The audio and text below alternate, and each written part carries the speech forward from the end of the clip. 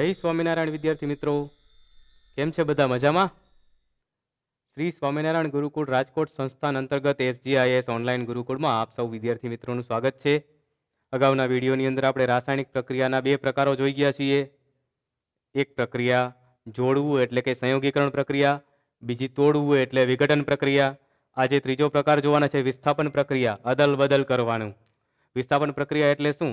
તો કે જે રાસાયણિક પ્રક્રિયા દરમિયાન વધુ સક્રિય એટલે કે વધુ ક્રિયાશીલ તત્વ તેના કરતાં ઓછા ક્રિયાશીલ તત્વનું તેના દ્રાવણમાંથી એટલે કે સંયોજનમાંથી દૂર કરે, આ ક્રિયાને વિસ્થાપન પ્રક્રિયા કહેવાય છે.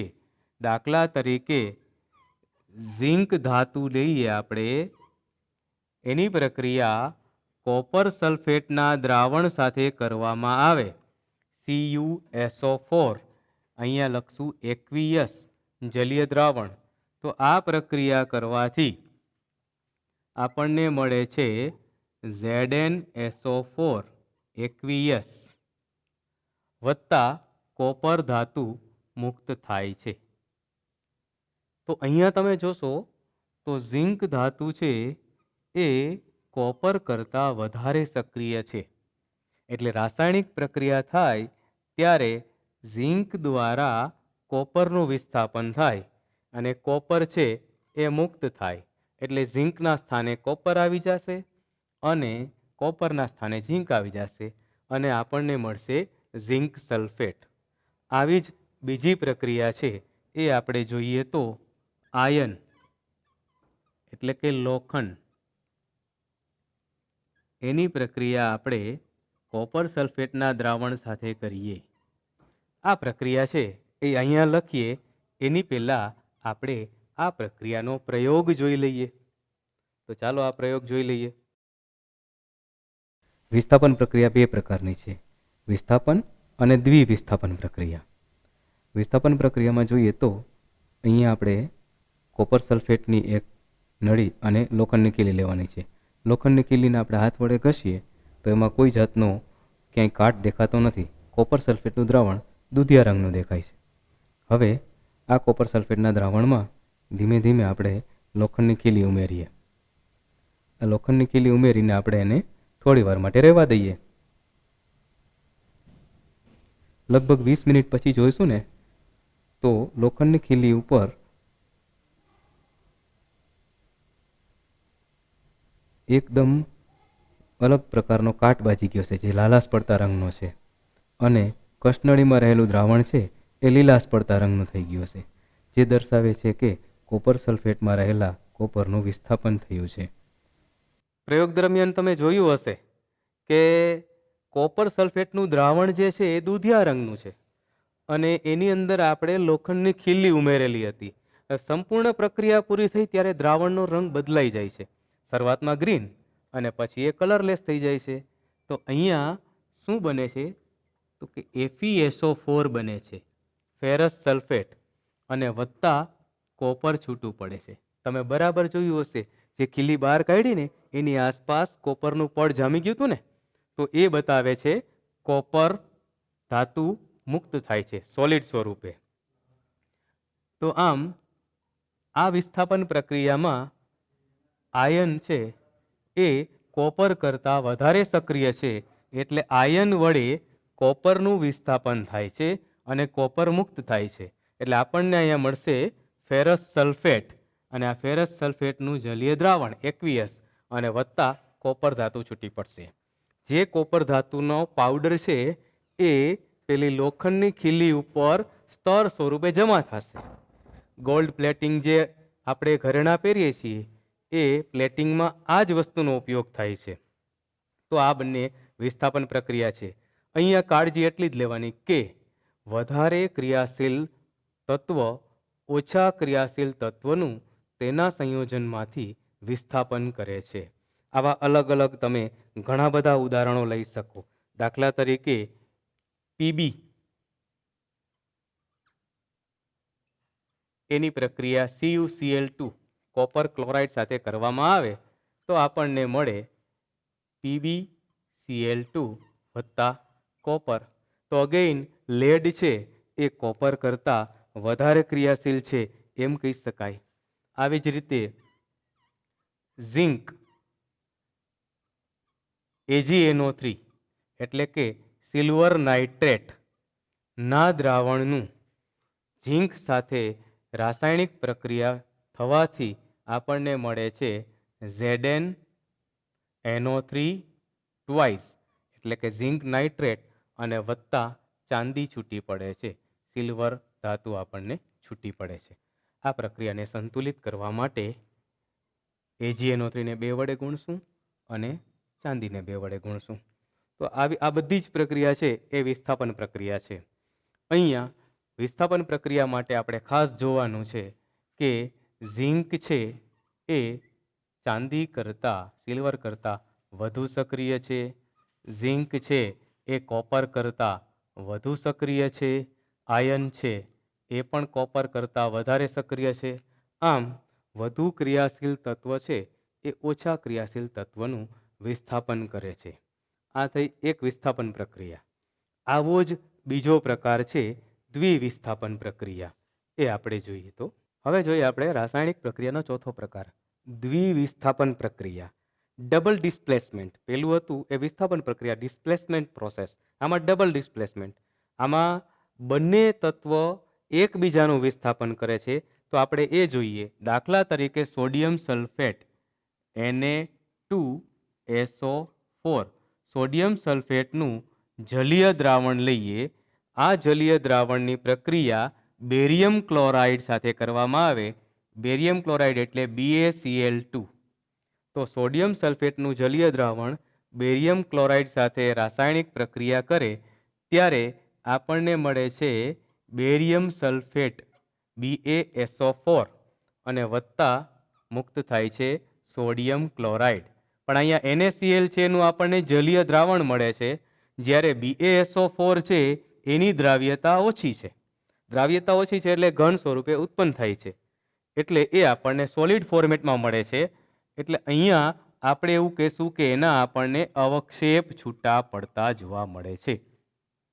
અહીંયા ખાસ જુઓ તો સોડિયમ સલ્ફેટમાંના સોડિયમનું બેરિયમ ક્લોરાઇડમાંના બેરિયમ વડે વિસ્થાપન થયું એટલે બેરિયમ છે એ સોડિયમના સ્થાને આવશે અને સોડિયમ છે એ બેરિયમના સ્થાને જશે. એટલે મળી જશે આપણને બેરિયમ સલ્ફેટ અને સોડિયમ ક્લોરાઇડ.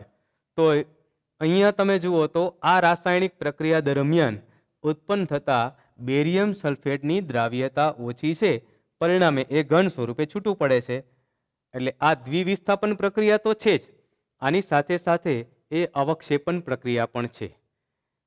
તો જે રાસાયણિક પ્રક્રિયા દરમિયાન ઉત્પન્ન થતી નિપજની દ્રાવ્યતા ઓછી હોય તો એ ઘન સ્વરૂપે ઉત્પન્ન થાય છે.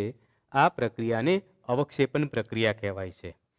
આ અવક્ષેપન પ્રક્રિયા છે એનું એક નાનકડું ઉદાહરણ આપણે પ્રયોગ દ્વારા જોઈ લઈએ. તો દ્વિવિસ્થાપન પ્રક્રિયા આપણે જોઈએ. અહીંયા આપણે પોટેશિયમ આયોડાઇડનું સોલ્યુશન અને લેડ નાઇટ્રેટનું સોલ્યુશન એકબીજામાં મિક્સ કરીએ તો આપણને અહીંયા લેડ આયોડાઇડના પીળા રંગના અવક્ષેપ મળે છે.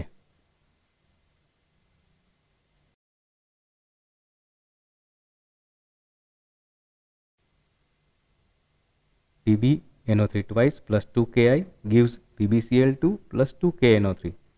આવી જ રીતે આપણને સોડિયમ સલ્ફેટ અને બેરિયમ ક્લોરાઇડ વચ્ચે પ્રક્રિયા કરતા બેરિયમ સલ્ફેટના અવક્ષેપ મળશે.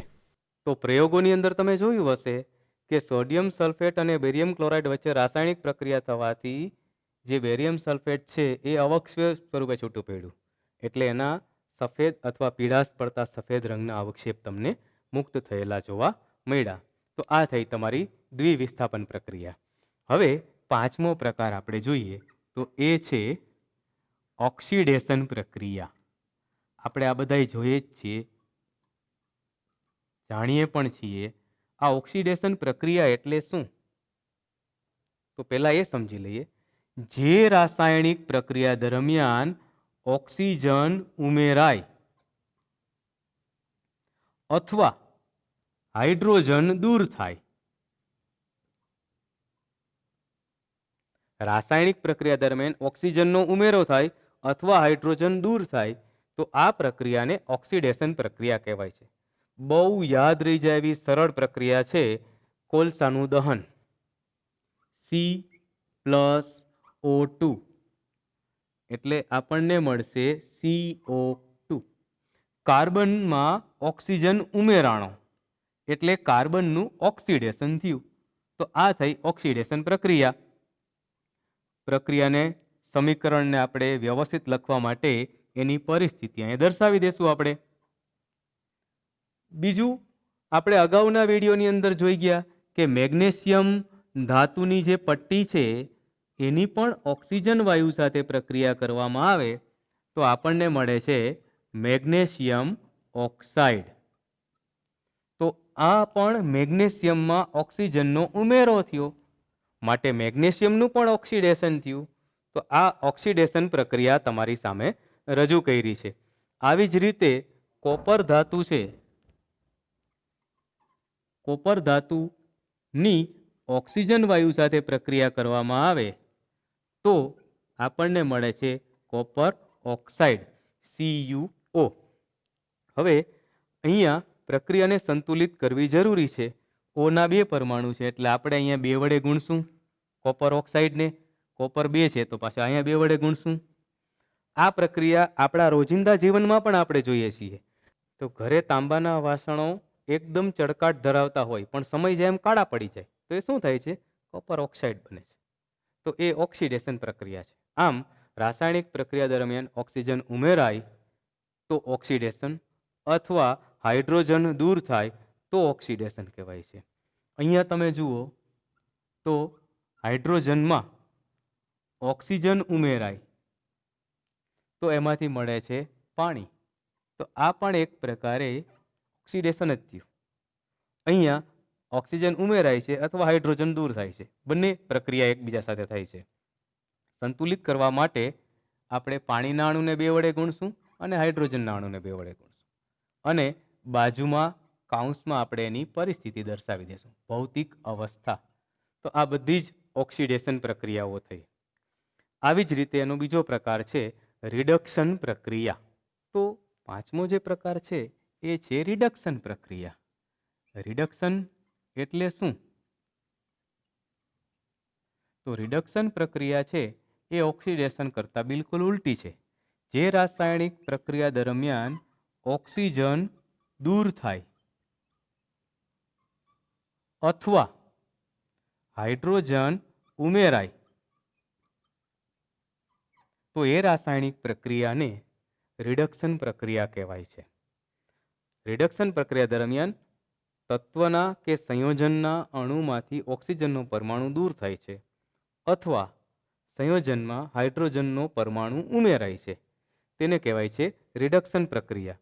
દાખલા તરીકે કોપર ઓક્સાઇડ CuO ની પ્રક્રિયા આપણે હાઇડ્રોજન વાયુ સાથે કરવામાં આવે ત્યારે આપણને કોપર ધાતુ છૂટી પડેલી જોવા મળે છે અને વત્તા પાણી મુક્ત થાય છે H2O. આ પ્રક્રિયા દરમિયાન જુઓ તો કોપરમાંથી ઓક્સિજન અણુ છે એ દૂર થયો છે. તો ઓક્સિજન અહીંયાથી દૂર થયો એટલે એ કોપરનું રિડક્શન થયું કહેવાય. તો અહીંયા આપણને કોપર ધાતુ છૂટી પડેલી જોવા મળે છે. આવી જ રીતે કાર્બન ડાયોક્સાઇડ ની પ્રક્રિયા હાઇડ્રોજન વાયુ સાથે કરવામાં આવે તો આપણને કાર્બન મોનોક્સાઇડ વત્તા પાણી મુક્ત થાય છે. તો આ પ્રક્રિયા દરમિયાન પણ તમે જુઓ કે CO2માંના 1 ઓનું વિસ્થાપન થાય છે અને દૂર થાય છે એટલે આપણને કાર્બન મોનોક્સાઇડ મળે છે. તો એ કાર્બનનું રિડક્શન થયું કહેવાય. એટલે આ પણ એક રિડક્શન પ્રક્રિયા છે. આવી જ રીતે મેગ્નેશિયમ ઓક્સાઇડ MgO ની હાઇડ્રોજન સાથે પ્રક્રિયા કરતાં આપણને મળે છે Mg ધાતુ વત્તા H2O. આમ રિડક્શન પ્રક્રિયા દરમિયાન સંયોજનમાંથી ઓક્સિજનનો અણુ દૂર થાય છે. તો આ ઓક્સિડેશન કરતાં બિલકુલ ઉલટી પ્રક્રિયા છે. અહીંયા આપણે એમ પણ કહી શકીએ હાઇડ્રોજન ઉમેરાય છે તો એનું રિડક્શન કહેવાય છે. આમ આ સંપૂર્ણ વિડીયોની અંદર તમે વિસ્થાપન પ્રક્રિયા, દ્વિવિસ્થાપન પ્રક્રિયા, ઓક્સિડેશન પ્રક્રિયા, રિડક્શન પ્રક્રિયા આવી અલગ અલગ પ્રક્રિયા ઉદાહરણ સહિત સમજાશો. તમને બધાને સમજાઈ ગયું હશે. આના બીજા ઘણા બધા ઉદાહરણ લઈ શકાય. દાખલા તરીકે અહીંયા મેં કોપર ઓક્સાઇડ અને મેગ્નેશિયમ ઓક્સાઇડના ઉદાહરણો લીધા, પણ તમે ભવિષ્યમાં sodium oxide, potassium oxide, calcium oxide આવા ઓક્સાઇડ છે એનું રિડક્શન કરીને આ પ્રક્રિયાના નવા નવા ઉદાહરણો આપી શકો. આજના વિડીયોને અંતે તમારે ઘરે હોમવર્ક જે કરવાનું છે એ હોમવર્કના 2 પ્રશ્નો ખાસ લખી લેજો. પ્રશ્ન 1, વિસ્થાપન પ્રક્રિયા ઉદાહરણ સહિત સમજાવું, 3 માર્ક. અને બીજો પ્રશ્ન, દ્વિવિસ્થાપન પ્રક્રિયા સમીકરણ સહિત સમજાવો, આ 2 માર્કમાં પૂછાય છે. આવો ત્રીજો પ્રશ્ન છે, ટૂંક નોંધ લખો ઓક્સિડેશન પ્રક્રિયા અને રિડક્શન પ્રક્રિયા. તો આજના વિડીયોમાં તમને મજા આવી હશે. મજા આવી હોય તો લાઈક કરજો, શેર કરજો. હજુ તમે સબસ્ક્રાઈબ ના કરતા હોય તો નીચે દર્શાવેલ બેલ આઇકન દબાવી દેજો, જેથી કરીને નવા નવા વિડીયોનું તમને ઇન્ટિમેશન મળતું રહે. સૌને જય સ્વામિનારાયણ.